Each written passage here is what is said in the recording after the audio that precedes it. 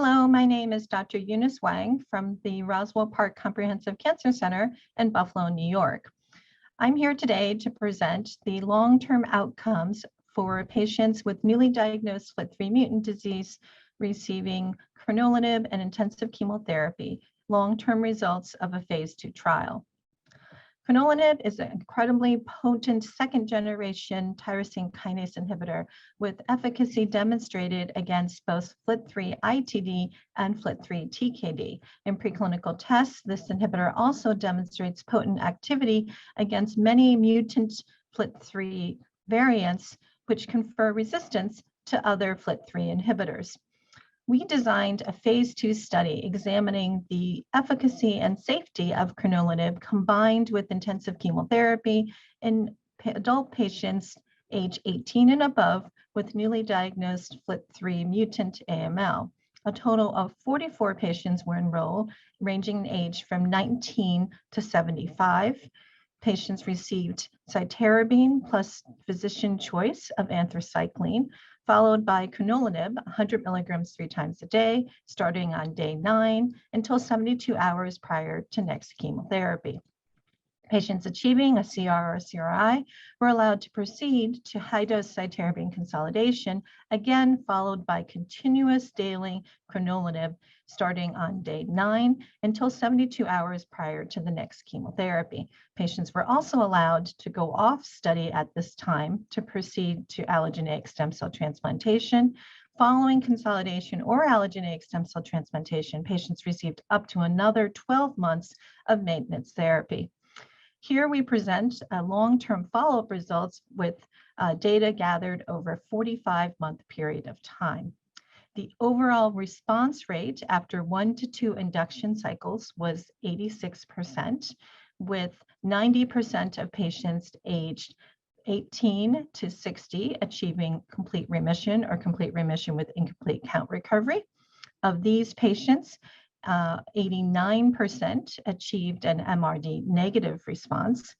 The overall response rate in older patients was 80%, with almost half of these older patients achieving also an MRD negative response. Again, with a median follow-up of 45 months, the event-free survival for all the patients on the trial was 45 months, with the event-free survival not reached for younger patients and an event-free survival of 7.9 months in older patients. Of note, the median overall survival for all 44 patients enrolled on this study was not reached, with 71% of patients aged 18 to 60 years of age still alive with 3 years of follow-up. The median event-free survival for patients older than 65 years of age was 19 months.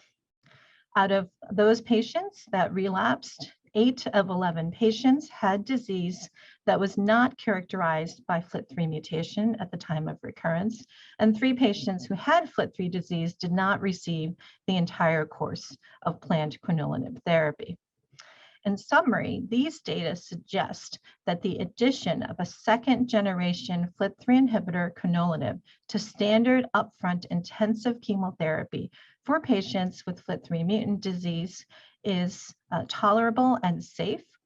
The overall time to count recovery with the addition of crenolanib was 27 to 30 days. Adverse events consisted mostly of GI toxicity, nausea, vomiting, diarrhea, which were considered on-target effects due to the PDGFR inhibition of this kinase inhibitor.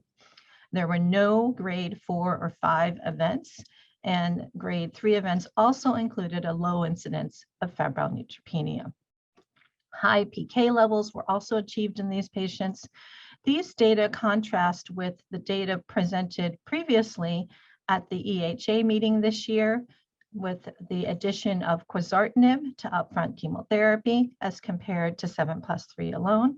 They also compare favorably to the known results of the phase 3 ratified trial published in 2017, demonstrating the benefit of midostaurin, a first-generation FLT3 inhibitor added to intensive chemotherapy over intensive chemotherapy alone in the same patient population. These data in aggregate suggest that the addition of crenolanib and or other second generation more potent FLT3 inhibitors may soon supplant midostaurin as the standard of care treatment for younger fit patients with FLT3 disease. These results, obtained over a median of 45 months, suggest that crenolanib added to 7+3 is not only tolerable and safe, but may result in higher complete remission rates, overall survival, and event-free survival. Of note, a significant finding of this result was that in younger patients, the cumulative rate of relapse was approximately 14%. And in very small numbers of patients, that these cumulative rate of relapse was the same in these individual patients, regardless of whether they proceeded on to allogeneic stem cell transplantation or received chemotherapy alone.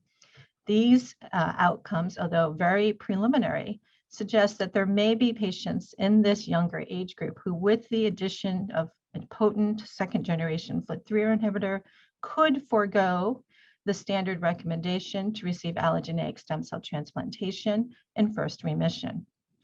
Obviously, these results warrant validation in a prospective phase 3 trial, which is currently ongoing and accruing, randomizing these younger patients aged 18 to 60 to receive crenolanib 7+3 versus midostaurin 7+3.